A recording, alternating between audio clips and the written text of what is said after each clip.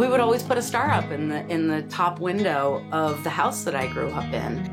There wasn't a lot to do around here. You drive around and you look at Christmas lights.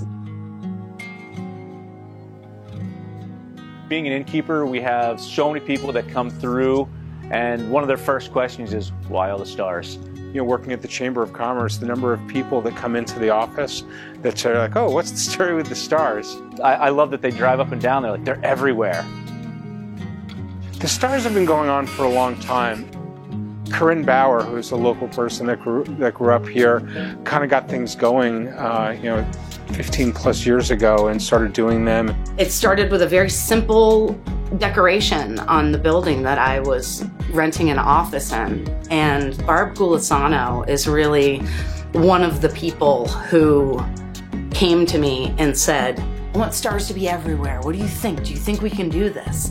As we were making stars in the back parking lot there, because people were really just donating supplies. We were having people come down and bring sticks from their yard.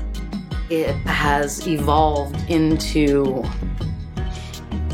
a much larger sense of community, of unity, of hope, of inspiration, and people wanting to show support for a really awful time.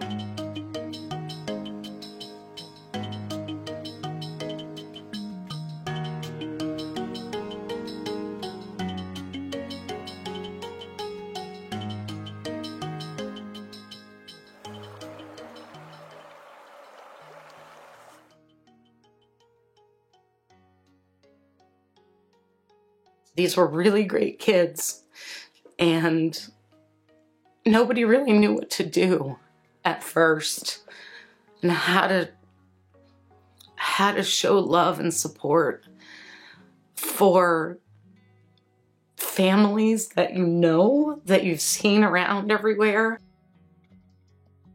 People started lighting up their stars.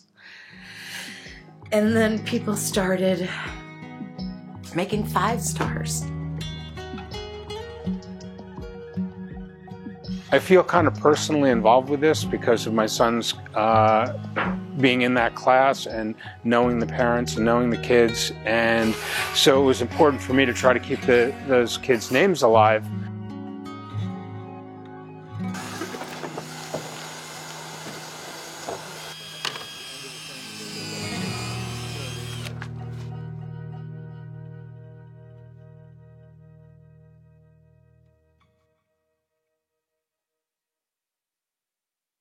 When I first joined the Chamber, we started talking about this project and starting it up about 4 years ago. And it just felt like something that was important, and where the proceeds was going seemed really important. So I'm organizing with all the people that are making it happen, getting the volunteer help, finding all the materials.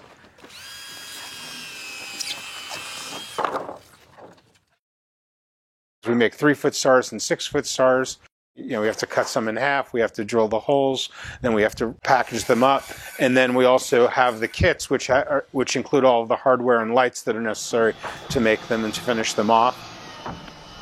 I hope by doing this project that we can really keep the kids' memories alive and really bond together as a community and uplift the people around us. I think we've hit year 4 officially of doing this, and it doesn't seem to be slowing down.